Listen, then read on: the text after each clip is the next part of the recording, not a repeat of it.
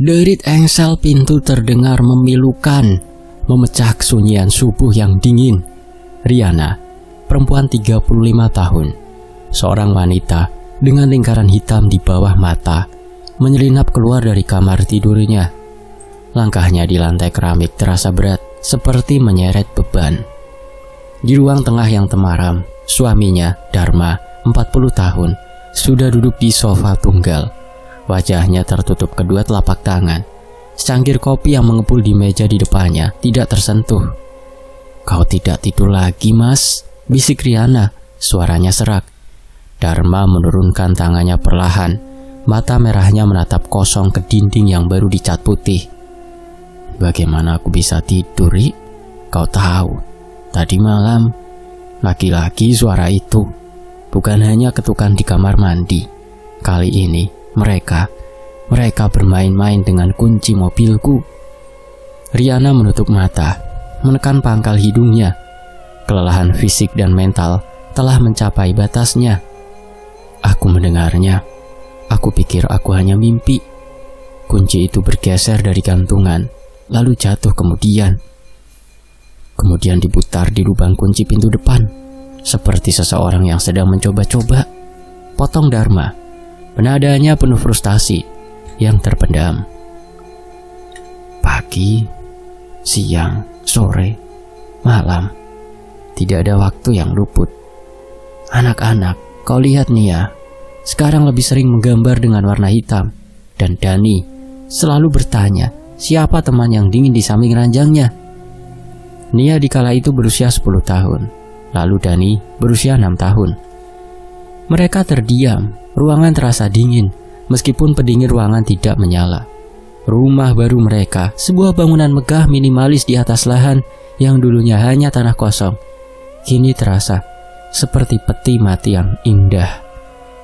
Mereka pindah 6 bulan lalu, berharap menemukan kedamaian dan awal yang baru. Namun yang mereka temukan hanyalah kegelapan yang tak mengenal lelah. "Sudah 6 bulan, Mas," kata Riana. Suaranya bergetar. 6 bulan kita hidup berdampingan dengan entitas itu. Kita sudah coba semua. Ustadz dari pesantren terdekat, dia muntah-muntah dan kabur, bilang energinya terlalu tua. Kiai dari desa seberang, dia hanya bisa menghela nafas dan menyarankan kita pindah. Bahkan dukun yang kau temukan di pelosok itu, yang katanya bisa mengendalikan angin, dia cuma bisa membakar kemenyan sebentar, lalu meminta maaf. Bilang penghuni rumah ini bukan levelnya. Dharma menghela nafas panjang, mengeluarkan suara parau. "Aku tahu, Ri. Aku tahu. Rasanya seperti kita ini sedang dihukum. Tapi kita tidak tahu apa kesalahan kita." Dia menoleh ke jendela. Tirai tebal menutupi pandangan keluar. "Aku sudah hampir putus asa. Besok aku berniat menjualnya. Rugi berapapun, aku tidak peduli. Kita harus keluar dari sini." Tiba-tiba, suara gesekan yang pelan dan teratur terdengar dari dapur. Bukan seperti tikus atau suara alamiah lainnya. Suara itu mirip pisau tumpul yang digesekkan perlahan ke permukaan keramik. Perlahan, suara itu membentuk sebuah ritme, seperti melodi yang salah dan mengerikan.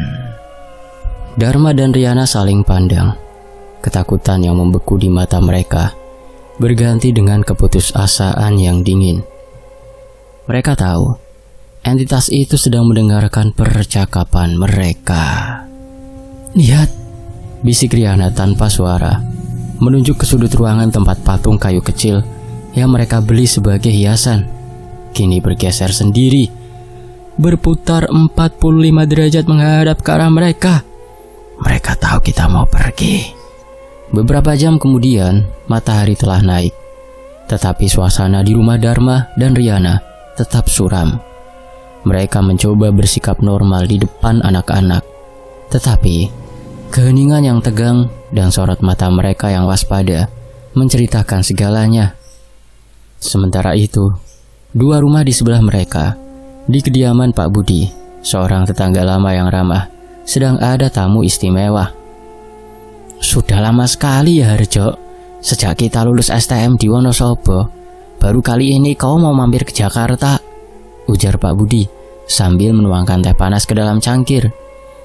Di depannya duduklah Pak Harjo, seorang pria kala itu 50 tahun usianya. Berperawakan sederhana, namun memancarkan aura ketenangan yang mendalam. Kulitnya kecoklatan karena sering terpapar matahari dan angin pegunungan. Rambutnya memutih di pelipis, dan sorot matanya tajam namun teduh. Ia mengenakan baju batik berwarna gelap dan sarung yang dililitkan di pinggangnya, khas orang Jawa yang menjaga tradisi. Ia adalah seorang spiritualis kejawen tingkat tinggi yang tinggal di Wonosobo, jauh dari hiruk-pikuk kota metropolitan. Pekerjaan membuatku sulit bergerak, Budi. Tapi sekarang, mumpung urusan di Jawa Tengah sudah beres, aku sempatkan singgah sebentar, mengobati rasa kangenmu yang sudah seperti bendungan jebol, jawab Pak Harjo, tersenyum tipis.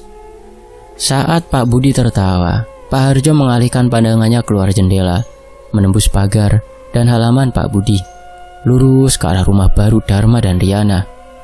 Tawa Pak Budi langsung terhenti. Ada apa, Harjo? Kau melihat sesuatu? Wajah Pak Harjo menjadi serius. Ia tidak menjawab, hanya terus memandang, seolah-olah ia tidak hanya melihat fisik bangunan itu, tetapi juga lapisan tak kasat mata yang menyelimutinya. Rumah itu, Pak Harjo bergumam. Suaranya pelan dan berat, seperti batu yang bergeser. Seperti tidak ada kehidupan di dalamnya. Suram, bukan hanya gelap, tapi kosong. Aura di sekitarnya begitu tebal, seperti kabut tebal berwarna kelabu yang mencekik. Aku melihat bayangan-bayangan bergerak di jendela, dan energi yang mengikat rumah itu sangat tua dan sangat jahat, Bud. Pak Budi menunduk, menghela napas. Oh, rumah Dharma. Kau benar, Jok. Mereka keluarga yang malang. Pindah ke sana 6 bulan lalu. Rumah impian mereka katanya. Tapi sejak hari pertama, rumah itu seperti berpenghuni lain. Gangguan tidak pernah berhenti. Semua sudah dicoba. Semua orang yang pintar sudah menyerah. Dharma bahkan pernah bercerita, dia sering melihat bayangan hitam besar berdiri di lorong, hanya menatapnya. Sekarang mereka seperti mayat hidup, Jok. Kelelahan yang ekstrim, ketakutan yang terus menerus. Bekas tanah apa itu, Bud? Tanya Pak Harjo. Dulu itu hanya lahan kosong, Jok. Bertahun-tahun tidak pernah dipakai. Katanya sih, dulu pernah ada kasus pembunuhan di sekitar area itu. Tapi aku tidak yakin. Yang jelas, tanah itu selalu terasa dingin, bahkan saat terik matahari. Pak Harjo menutup matanya sejenak, menarik nafas dalam-dalam, dan mengeluarkannya perlahan. Energi di sekitarnya terasa bergetar. Aku harus melihatnya, Bud, kata Pak Harjo, membuka mata.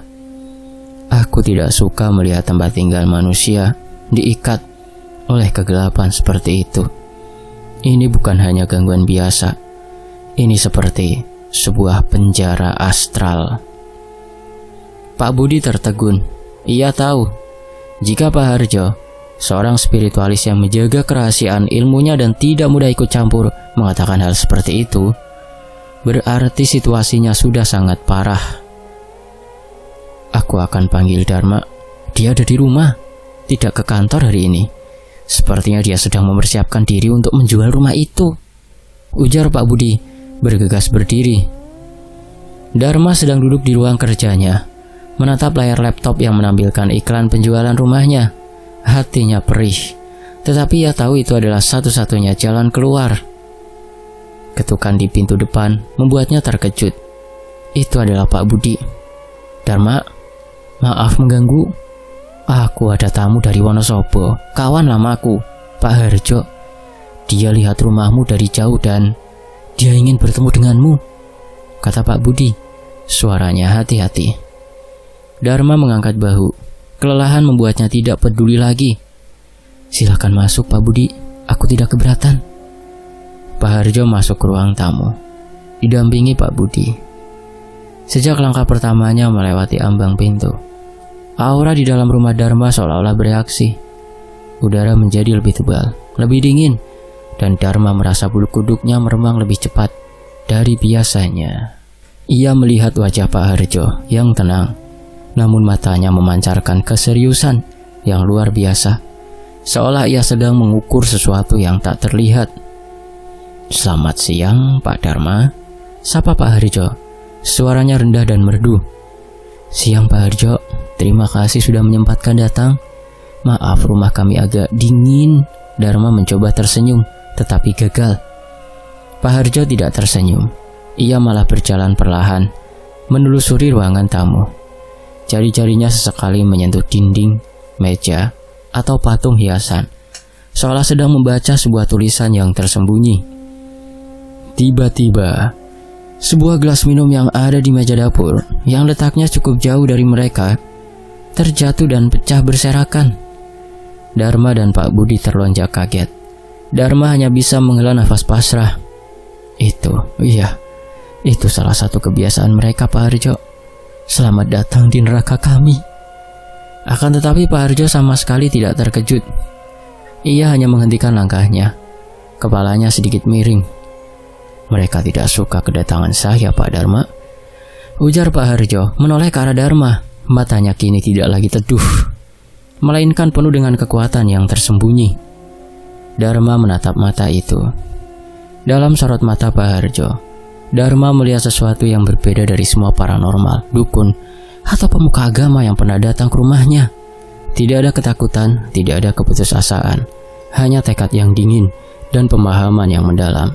Seolah-olah Pak Harjo melihat dengan jelas siapa dan apa yang ada di dalam rumahnya.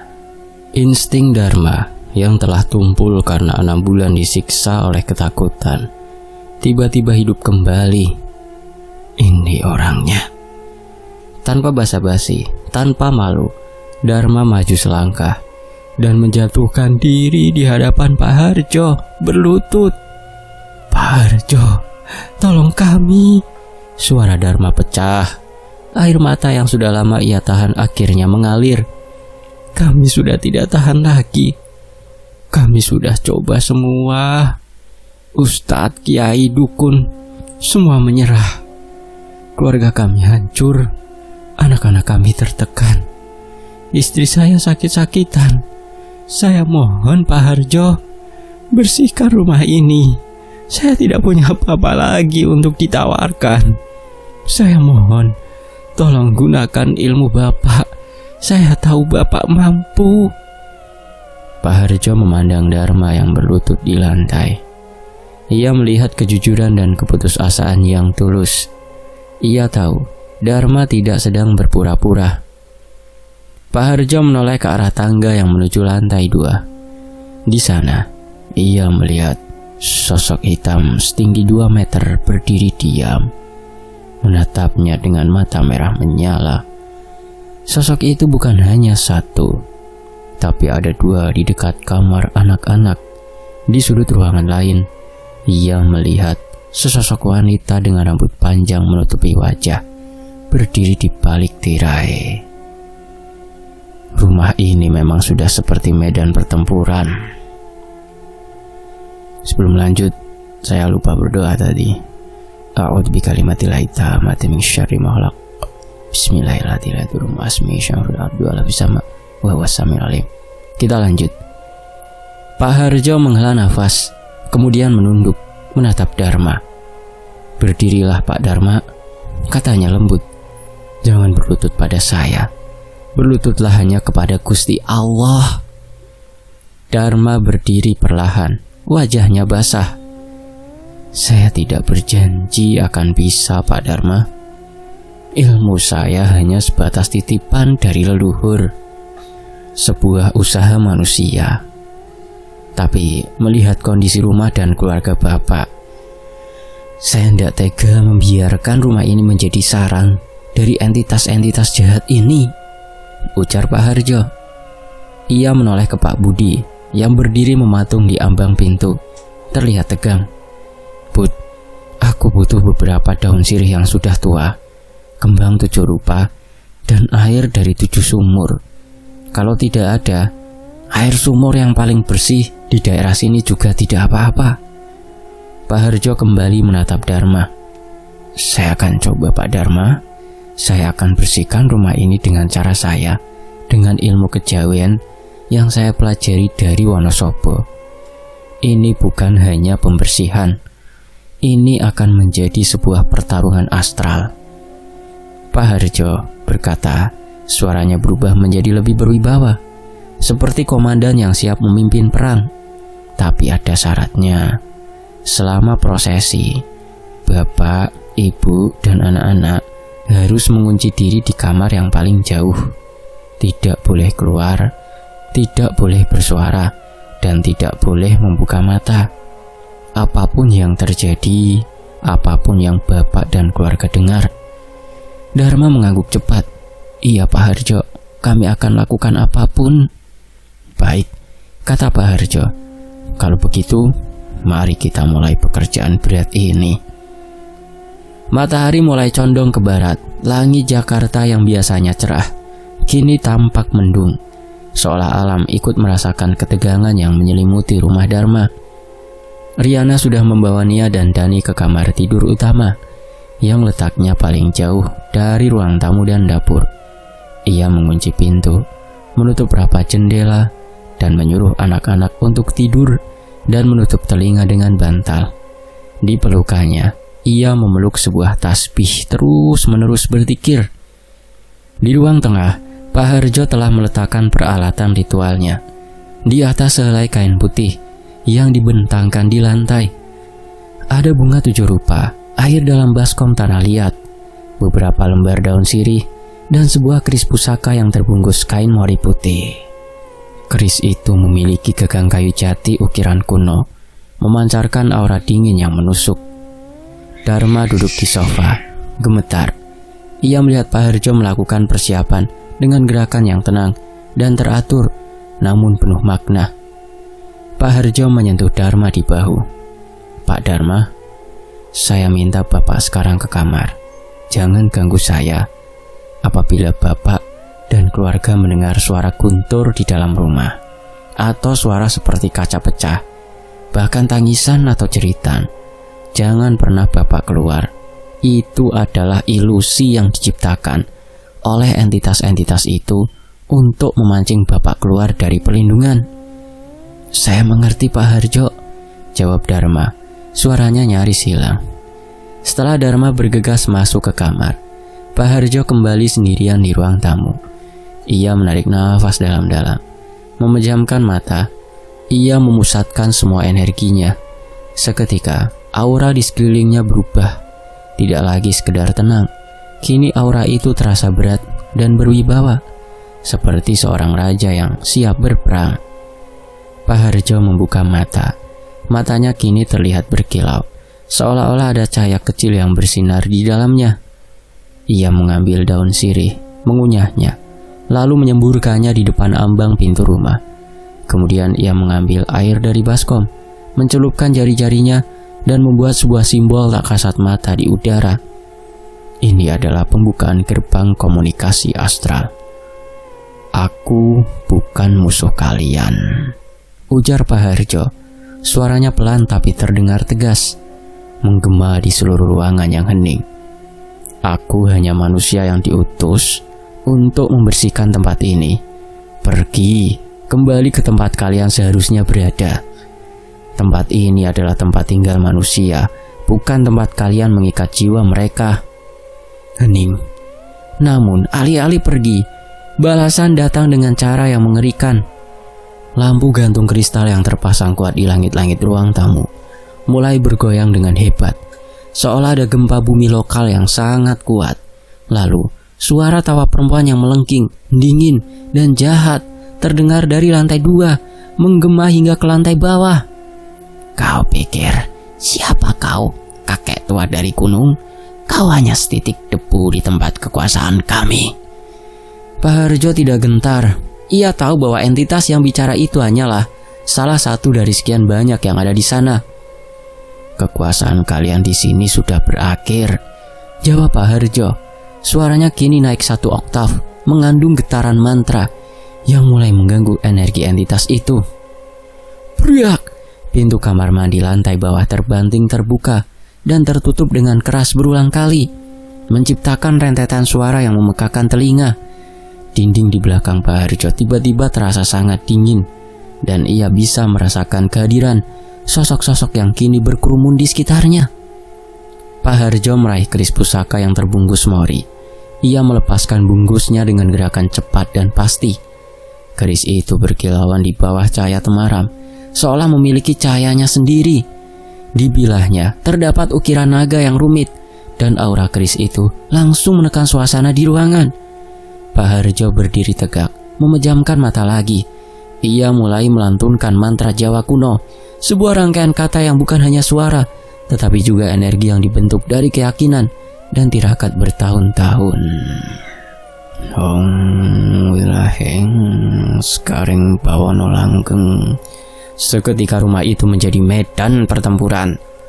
Lampu gantung yang bergoyang kencang tiba-tiba meledak, memercikan pecahan kaca ke lantai.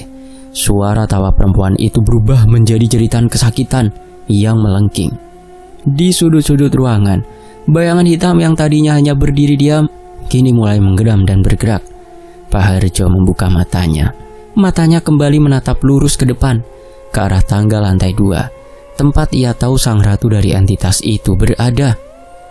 Kalian salah memilih tempat untuk bersarang. Kembali ke neraka kalian! Teriak Pak Harjo, bukan dengan suaranya, melainkan dengan suara yang lebih berat, lebih tua, seperti suara leluhurnya yang berbicara melalui dirinya. Ia mengangkat kerisnya, menunjukkannya ke udara. Dari ujung keris itu, Dharma dan Riana yang bersembunyi di kamar paling ujung merasakan getaran yang luar biasa di lantai.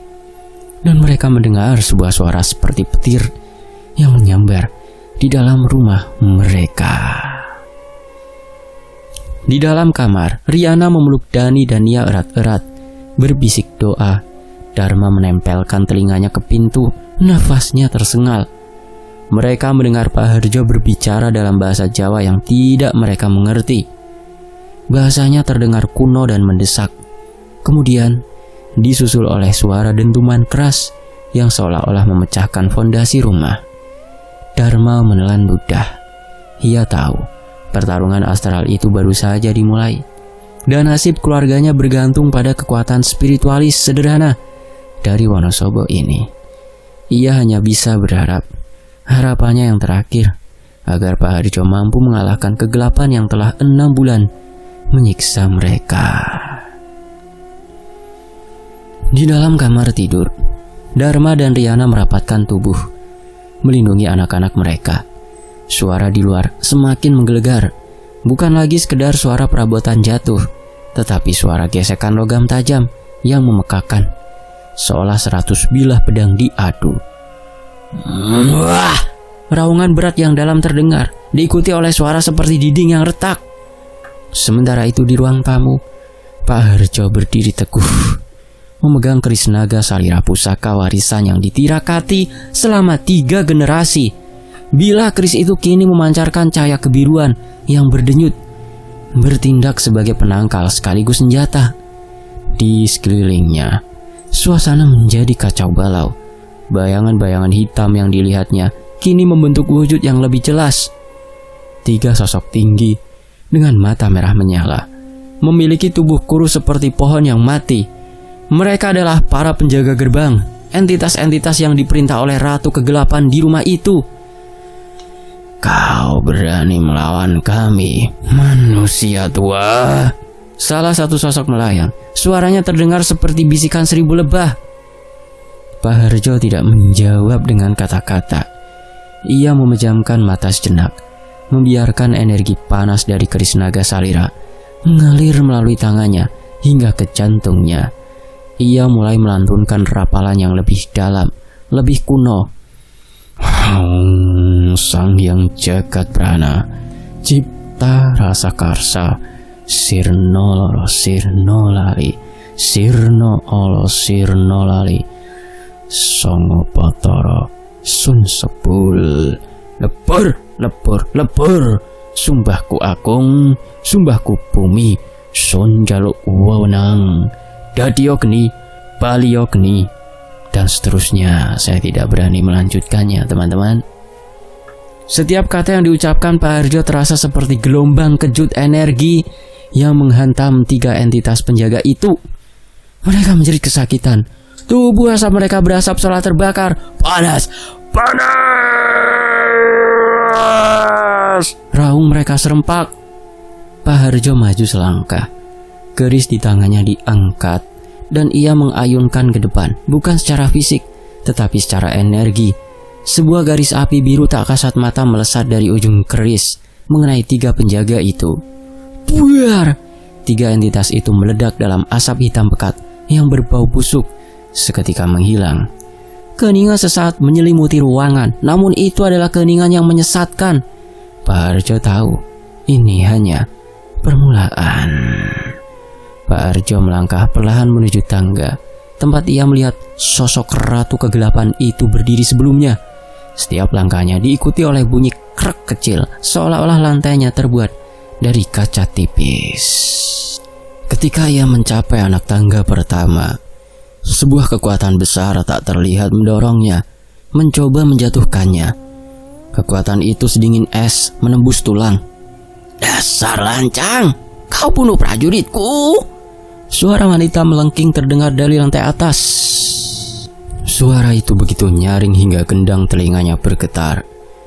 Pak Harjo menahan dorongan itu. Ia menancapkan ujung kerisnya ke anak tangga kayu, menggunakan bilah keris sebagai penopang spiritual. Ia memejamkan mata lagi, memfokuskan energi ke titik cakra pusar, cakra yang berhubungan dengan kekuatan dan keberanian. Aku datang bukan untuk membunuh. Aku datang untuk membebaskan rumah ini. Pergilah Nyi, jangan kotori tempat tinggal manusia dengan dendammu, seru Pak Harjo, suaranya penuh otoritas. Sebagai balasan, semua perabotan di lorong lantai atas, mulai dari vas bunga, cermin dinding, hingga meja rias, terbang ke bawah dengan kecepatan tinggi, menghantam tangga ke arah Pak Harjo. Pak Harjo menggeser kerisnya di udara, membuat gerakan memutar. Perisai energi berwarna emas kecoklatan tiba-tiba muncul di depannya. Semua perabotan yang dilempar itu hancur berkeping-keping saat mengenai perisai. Serpihan kaca dan kayu berhamburan. Setelah rintangan fisik itu hilang, Pak Harjo kembali melangkah naik. Di tengah-tengah tangga, ia berhadapan dengan wujud ratu yang sempurna. Sosok itu adalah wanita cantik namun mengerikan, mengenakan kebaya hitam kuno dengan rambut panjang terurai dengan tatapan mata yang tajam dan kejam. Ia tidak melayang. Ia berdiri seolah-olah adalah pemilik sah dari rumah ini. Di sekelilingnya, hawa dingin terasa sangat pekat, dan Dharma di kamar merasa kedinginan hingga menggigil. Meskipun ia diselimuti. Aku sudah di sini, di tanah ini, sejak lama, jauh sebelum rumah ini dibangun. Ini adalah singgasanaku. Kau pikir senjata besi bututmu bisa mengusirku? Ejek ratu itu. Suaranya merayu namun mematikan.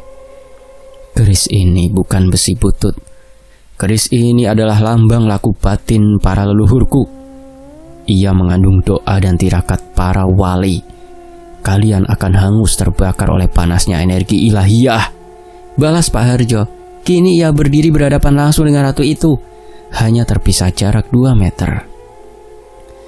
Ratu itu tertawa, tawa yang menusuk seperti jarum es. Kalau begitu, mari kita lihat siapa yang akan hangus. Dalam sekejap, ratu itu berubah menjadi kabut merah gelap yang berputar kencang, bergerak mengelilingi Pak Harjo dengan kecepatan tinggi. Kabut itu mencoba menarik energi dari tubuh Pak Harjo, menciptakan rasa lelah yang luar biasa. Pak Harjo merasakan tulang-tulangnya seperti dipaksa menjadi tua dalam hitungan detik. Ia terhuyung, namun ia segera mengambil sikap kuda-kuda yang kokoh, memegang kerisnya di depan dada dalam posisi bertahan. Ia tahu, kekuatan ratu ini adalah pada hipnotis energi dan penyerapan sukma. Jika Pak Harjo lengah sedikit saja, tubuhnya akan menjadi mayat beku dan jiwanya akan menjadi budak entitas itu. Pak Harjo memusatkan perhatiannya, menarik energi dari bumi dengan kaki dan dari langit dengan kepala, memadukannya di titik jantung, menciptakan perisai api kecil di dalam dirinya. Ia mulai melantunkan mantra yang paling kuat, sebuah rapalan pengunci sukma yang bertujuan bukan untuk menghancurkan, tetapi untuk mengunci energi entitas itu, memaksanya kembali ke alamnya dan menutup gerbangnya. Ingsun sejati, Sang Hyang Pranajati, Wiji sejati. Langsung saja sampai akhirnya ya. Kena kanceng papat pancer. Saat mantra terakhir diucapkan, keris naga salira di tangan Pak Harjo mengeluarkan cahaya paling terang yang pernah ia hasilkan. Cahaya itu bukan hanya memerangi kegelapan, tetapi juga memiliki bobot spiritual yang sangat besar. Cahaya kebiruan itu menyebar, menciptakan kubah energi di seluruh tangga dan lantai atas. Kabut merah gelap yang mengelilingi Pak Harjo tiba-tiba terhenti, terperangkap di dalam kubah itu. Raungan Ratu Kegelapan kini terdengar, seperti ratapan wanita yang ketakutan, tidak lagi sombong. "Tidak, jangan kunci aku, tanah ini milikku!" teriak suara itu. Ratu itu mencoba menembus kubah cahaya dengan semua kekuatannya. Udara bergetar hebat. Di kamar, Dharma merasakan tubuhnya seperti ditarik paksa. Nia dan Dani, meski menutup telinga, mulai menangis, merasakan energi jahat yang terperangkap itu meronta. Pak Harjo menahan mantra itu dengan sekuat tenaga. Darah segar mengalir dari hidungnya. Mempertahankan kubah energi ini memerlukan seluruh kekuatan batin dan fisiknya. "Aku tahu siapa dirimu. Kau adalah sukma terdampar yang terikat oleh dendam lama di tanah ini. Kau bukan setan murni. Kau adalah jiwa yang tersesat dan aku akan mengembalikanmu ke tempatmu," teriak Pak Harjo. Ia mengambil langkah maju ke tengah-tengah kubah cahaya menuju inti dari kabut merah gelap itu. Ia mengayunkan keris naga salira ke depan, tetapi kali ini ia tidak menyerang. Ia hanya menempelkan ujung keris ke inti kabut itu. Energi dari keris itu tidak menghancurkan, tetapi menyegel. Suara desisan mengerikan memenuhi rumah. Kabut merah gelap itu meronta, mencoba menarik Pak Harjo ke dalam kegelapan. Pak Harjo memejamkan mata, memaksakan dirinya untuk tetap fokus, terus merapal kunci sanga di dalam hati. Perlahan, kabut merah gelap itu mulai mengecil, terkompresi. Warna merah gelapnya memudar, berganti menjadi hitam pekat yang memancarkan aura kesedihan dan keputusasaan yang luar biasa. "Lepaskan aku butuh tubuh, aku butuh rumah ini," jerit ratu itu untuk terakhir kalinya.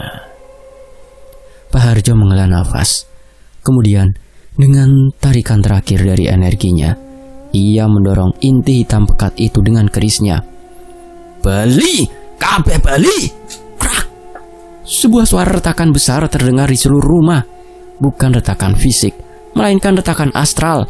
Seolah-olah Pak Harjo telah menarik paksa sebuah fondasi gaib dari rumah itu. Sosok hitam pekat itu, inti dari Ratu Kegelapan, tiba-tiba terhisap ke dalam ujung keris naga salira. Dalam hitungan detik, kabut itu benar-benar lenyap. Pak Harjo terhuyung, terjatuh berlutut. Keris di tangannya jatuh ke lantai. Bilah keris yang tadinya bersinar biru, kini kembali menjadi kusam, seperti logam biasa. Tubuhnya basah oleh keringat dingin. Nafasnya tersengal-sengal. Ia merasakan seluruh energinya terkuras habis. Namun, di seluruh rumah, keheningan total menyelimuti. Tidak ada lagi suara gemuruh. Tidak ada lagi jeritan. Tidak ada lagi perabotan yang jatuh. Udara yang tadinya sedingin es, kini terasa netral. Dingin normal. Namun, tanpa aura jahat yang mencekik. Pak Harjo membiarkan dirinya bersandar di dinding sebentar. Ia tahu pertarungan telah dimenangkan. Setidaknya untuk saat ini, entitas utama telah disegel. Beberapa saat kemudian, pintu kamar di lantai bawah terbuka perlahan. Dharma muncul. Wajahnya pucat pasi. Matanya penuh air mata, tetapi juga penuh harapan. Riana mengikutinya, memeluk anak-anak yang masih ketakutan. Mereka melihat Pak Harjo yang berlutut. Wajahnya lelah, kerisnya tergeletak di lantai. Pak Harjo, bisik Dharma ragu-ragu. Pak Harjo tersenyum tipis, senyum yang sangat lelah. Sudah beres Pak Dharma. Yang paling besar sudah saya kembalikan ke tempatnya, kata Pak Harjo. Suaranya parau. Ia mencoba berdiri, dibantu oleh Dharma. Dharma memeluk Pak Harjo, isakan tangisnya tulus. Terima kasih Pak, terima kasih Pak Harjo, terima kasih. Pak Harjo memejamkan mata. Ia tahu tugasnya belum sepenuhnya selesai. Penyebab mengapa entitas itu begitu kuat mengikat di tanah ini, asal muasal dendam sang ratu kegelapan, harus ditemukan dan diselesaikan.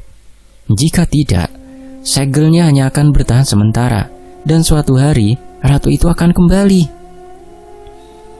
Pak Dharma, kata Pak Harjo, saya butuh istirahat sebentar. Setelah itu, kita perlu bicara serius tentang tanah yang Bapak tempati ini. Gangguan kecil mungkin sudah hilang, tapi akar masalahnya masih ada. Ini bukan hanya tentang rumah, ini tentang sejarah di bawah rumah ini. Beberapa jam telah berlalu. Dharma berhasil membujuk anak-anaknya untuk tidur nyenyak setelah ketegangan yang mencekam. Riana duduk di ruang makan, menyiapkan teh hangat dan makanan ringan untuk Pak Harjo. Malam itu, suasana di rumah sudah jauh berbeda. Keheningan yang ada kini adalah keheningan yang damai, bukan lagi keheningan yang penuh ancaman. Pak Harjo duduk bersila di sofa, bersandar lemah. Wajahnya masih terlihat pucat, tapi matanya memancarkan ketenangan setelah badai.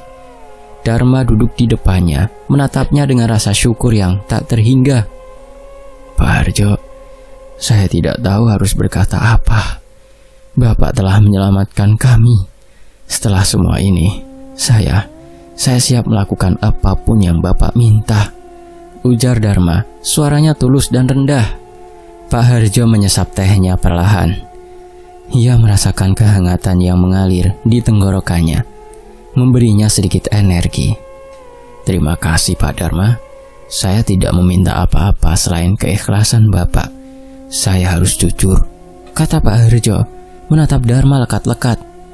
Entitas yang tadi itu sangat kuat. Ia adalah pemimpin di tanah ini. Saya tidak menghancurkannya, melainkan menguncinya ke dalam pusaka saya. Segel itu kuat, tapi tidak akan bertahan selamanya, kecuali akar masalahnya dicabut. Riana yang tadinya hanya mendengarkan dari jauh, mendekat. Akar masalah? Maksud Bapak, mengapa dia bisa bersemayam di sini dengan kekuatan sebesar itu? Pak Harjo mengangguk. Ya, selama pertarungan, saya sempat menyentuh sedikit memori spiritualnya. Entitas itu yang saya sebut Nyi Ratu bukanlah setan murni. Dia adalah sukma terdampar, jiwa manusia yang terikat oleh dendam yang sangat tua dan sangat dalam. Beliau meletakkan cangkir tehnya. Tanah ini, di mana rumah Bapak berdiri, dulu adalah tempat terjadinya tragedi besar. Bukan hanya pembunuhan yang Bapak dengar dari tetangga, tapi lebih dari itu. Ini adalah lokasi di mana kesucian dilukai dan kematian datang tanpa permisi. Dharma dan Riana saling pandang. Rasa takut kembali merayap. Kali ini dibalut oleh rasa ingin tahu yang mendalam. Apa yang terjadi Pak Harjo? Tanya Dharma mendesak. Saya harus melihatnya lebih jelas. Saya harus melakukan perjalanan astral ke masa lalu tanah ini, ke titik di mana dendam itu ditanam. Jawab Pak Harjo. Itu resiko besar, karena saat sukma saya keluar dari raga, sisa-sisa entitas kecil yang tersisa di rumah ini bisa menyerang raga saya. Tapi ini satu-satunya cara untuk menemukan titik pusatnya. di mana dendam itu mengikat, entah itu di sumur, di bawah pondasi, atau benda pusaka tersembunyi. Riana menggenggam tangan Dharma. Jika itu resikonya, apa yang harus kami lakukan? Kalian harus menjagaku, Riana. Selama perjalanan astral, raga saya akan rentan. Tubuh saya hanya akan seperti cangkang. Kalian harus membaca doa apapun yang kalian yakini. Dan jangan biarkan raga saya tersentuh oleh apapun selain kalian. Jika kalian melihat bayangan, dengar suara, atau merasakan sentuhan dingin, kalian harus tetap fokus menjaga tubuh ini. Tegas Pak Harjo. Dharma mengangguk mantap. Kami siap Pak Harjo. Kami berutang nyawa pada Bapak. Tengah malam tiba. Pak Harjo telah mempersiapkan dirinya. Ia duduk di ruang tengah, bersila di atas kain putih. Dharma dan Riana duduk di kedua sisinya, masing-masing memegang tasbih dan kitab suci. Pak Harjo menutup mata, menarik nafas panjang. Ia mulai merapal mantra pelepasan sukma, sebuah doa kuno yang ditujukan agar raganya terlindungi dan sukmanya diberi petunjuk. Zat ingsun sejati, Gusti paring pangayoman, weninge pikir, jembaring ati, zat kang tanpa wujud, kawula nyuwun pambuka, micelaken sukma saka raga, lusuri jaman kuno, nggoleki sumbring lara, raga tetep sukma lunga, lindungi raga, paringi panuntun sukma. Ketika rapalan itu selesai, Dharma dan Riana melihat fenomena yang mencengangkan. Wajah Pak Harjo menjadi sangat pucat, lalu perlahan-lahan tubuhnya terkulai sedikit, namun tetap dalam posisi duduk bersila. Dharma merasakan udara dingin yang menusuk tiba-tiba memenuhi ruangan. Ini bukan dingin yang biasa, ini dingin yang mencekik. Ia tahu, sukma Pak Harjo telah meninggalkan raga. Jiwa Pak Harjo kini terasa ringan seperti kabut, berdiri di tempatnya. Namun, lingkungan sekitarnya telah berubah drastis. Ia tidak melihat dinding modern atau sofa. Ia melihat padang ilalang yang luas dan tinggi. Ia berdiri di tengah-tengah tanah kosong yang dipenuhi aura kesedihan dan darah yang sudah mengering. Ia menoleh ke belakang, melihat raga fisiknya yang dijaga oleh Dharma dan Riana. Raga itu dikelilingi oleh perisai tipis berwarna keemasan, perlindungan terakhirnya. Pak Harjo melanjutkan perjalanannya, menyentuh tanah astral di bawah kakinya. Seketika, ia merasakan kejadian-kejadian di masa lalu tanah itu mengalir ke dalam kesadarannya. Kilasan pertama, tahun 1940-an. Tanah ini adalah pinggiran desa yang terpencil. Ia melihat seorang wanita muda, cantik jelita, bernama Sari, yang menjadi kembang desa. Sari disukai oleh seorang lurah yang berkuasa, namun hati Sari telah dimiliki oleh seorang pemuda desa miskin. Kilasan kedua, entitas meningkat. Lurah itu karena cemburu dan marah karena ditolak, menggunakan kekuasaannya. Ia memfitnah Sari sebagai dukun teluh. Puncaknya, ia memimpin massa untuk mengejar dan menangkap Sari di padang ilalang tempat rumah Dharma berdiri sekarang. Kilasan ketiga, tragedi mengerikan. Pak Harjo melihat Sari dipukuli dan dilecehkan. Lalu untuk menutupi kejahatan sang lurah, Sari dibunuh secara brutal dan dikubur hidup-hidup di tempat itu juga tanpa upacara. Sari mati dengan membawa dendam yang membara, keputusasaan karena dituduh dan dikhianati. Aku akan tetap di sini. Tidak ada yang boleh hidup bahagia di atas penderitaanku. Pak Harjo mendengar jeritan batin Sari yang kini menjadi Nyi Ratu yang disegelnya.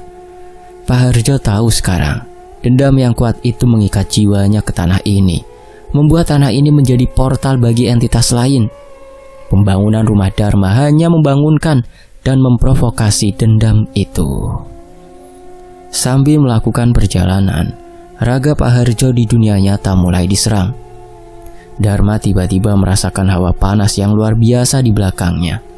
Ia menoleh dan melihat bayangan anak kecil berdiri di sudut ruangan. Bayangan itu memiliki mata yang bolong dan menyeringai. Bayangan itu adalah sisa-sisa entitas yang ditinggalkan Nyi Ratu untuk mengawasi. Bayangan anak kecil itu bergerak cepat, melompat, dan mencoba meraih tubuh Pak Harjo. "Tidak, jangan sentuh beliau!" teriak Dharma. Dharma instinctively menggunakan tasbih yang ia pegang, mengayunkannya ke arah bayangan itu. Tasbih yang berisi doa-doa itu ternyata memiliki efek. Bayangan anak kecil itu menjerit, mundur, dan menghilang dalam kepulan asap tipis. Riana di sisi lain mulai mendengar bisikan-bisikan jahat di telinganya, mencoba memecah konsentrasinya. "Suamimu akan mati. Anak-anakku akan lumpuh. Kau tidak bisa menyelamatkannya. Dianya orang asing. Lepaskan saja." Bisikan itu sangat realistis. Suara itu persis seperti suara hatinya yang paling takut. Riana menangis, tapi ia memejamkan mata erat-erat, memeluk erat kitab suci yang ia pegang. Ia terus membaca surah-surah pendek. Suaranya bergetar, namun kuat. Pak Harjo kini berdiri di atas titik pusat dendam, lokasi kuburan Sari. Ia tahu ia harus membebaskan jiwa Sari, bukan hanya menyegelnya. Pak Harjo mengeluarkan selai kain putih kecil dari kantongnya secara astral. Kain itu telah diraja dengan doa-doa pengampunan. Ia menancapkan kain itu dengan penuh welas asih di tanah kuburan astral itu. "Sari, dengarkan aku. Aku datang bukan untuk menghukum, tapi untuk membebaskanmu. Dendamu telah mencemari banyak jiwa. Kau sudah menjadi budak amarahmu sendiri," teriak Pak Harjo. Tiba-tiba tanah astral di bawah kakinya retak. Cahaya merah darah mulai menyebar. Nyi Ratu, meski terkunci, masih memiliki benang energi yang terhubung ke titik pusatnya. Pak Harjo berlutut.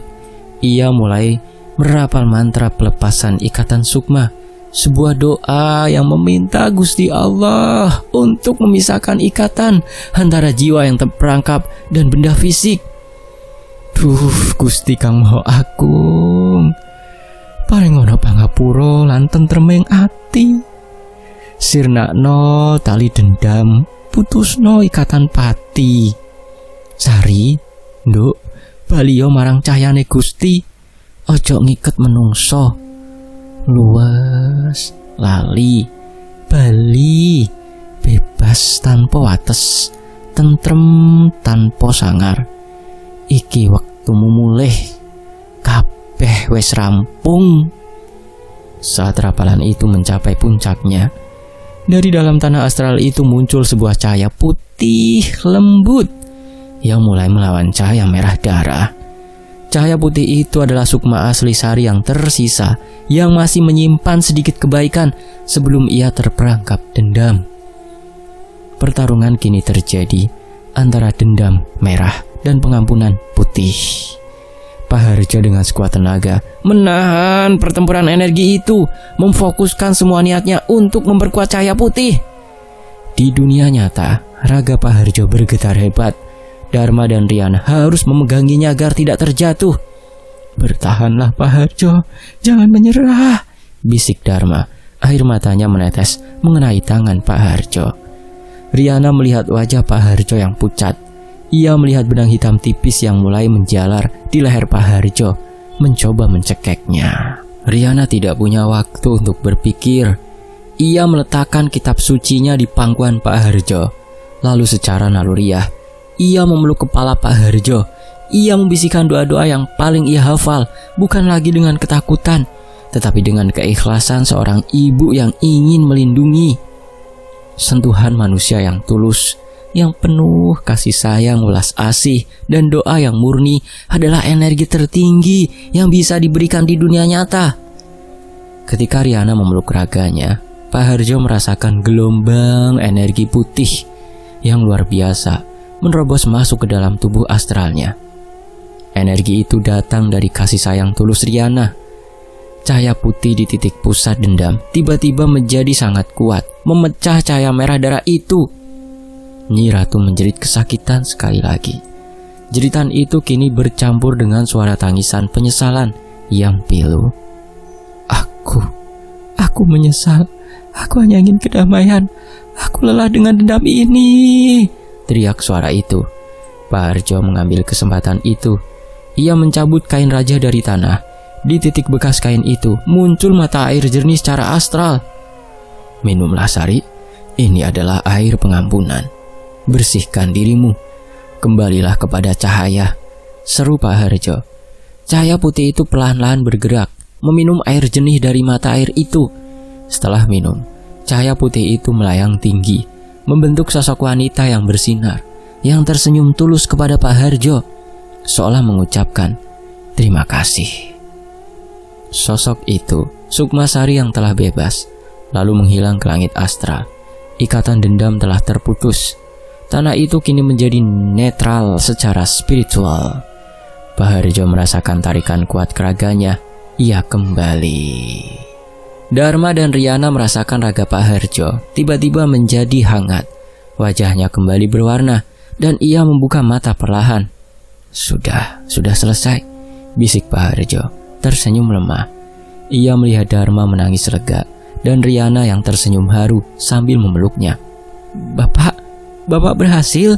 Tanya Dharma tak percaya. Ya, Sukma Sari sudah kembali.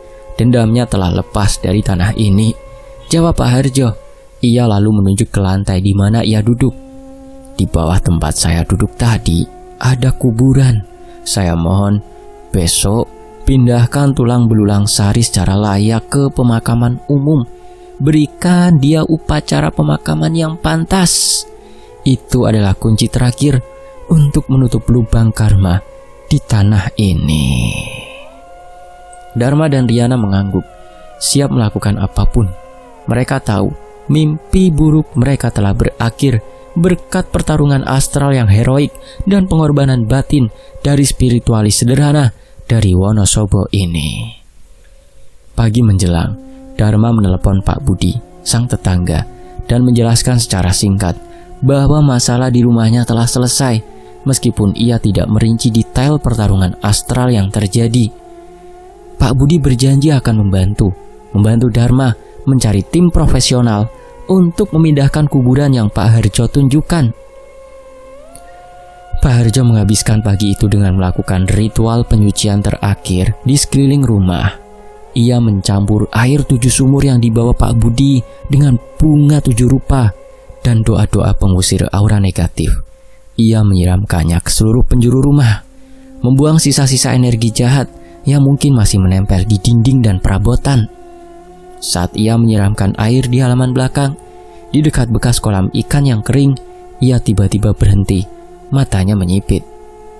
Pak Dharma, bawa kemari keris saya, ujar Pak Harjo. Suaranya kembali menjadi serius.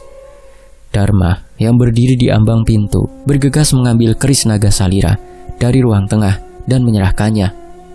Ada apa Pak Harjo? Tanya Dharma cemas.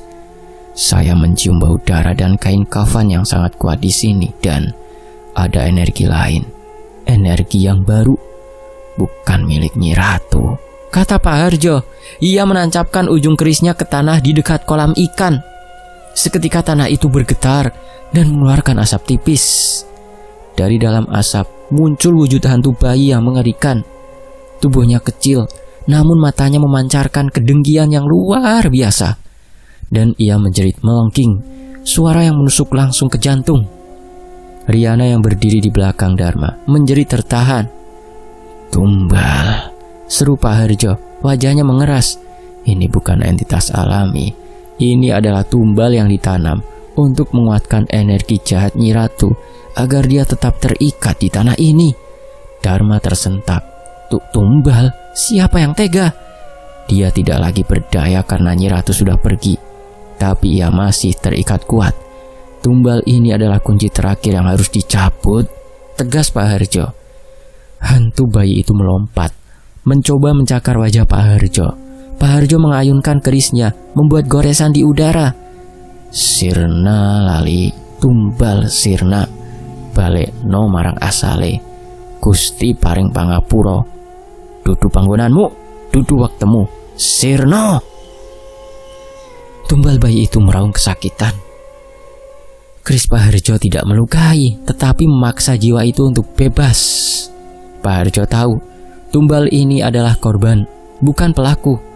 Dengan satu dorongan energi terakhir, Pak Harjo memfokuskan energi pengampunan ke keris. Bayangan bayi itu perlahan-lahan meredup. Jeritanya berubah menjadi suara tangisan bayi yang pilu, lalu menghilang sepenuhnya, menyisakan bau kembang setaman yang lembut. Pak Harjo menarik nafas panjang.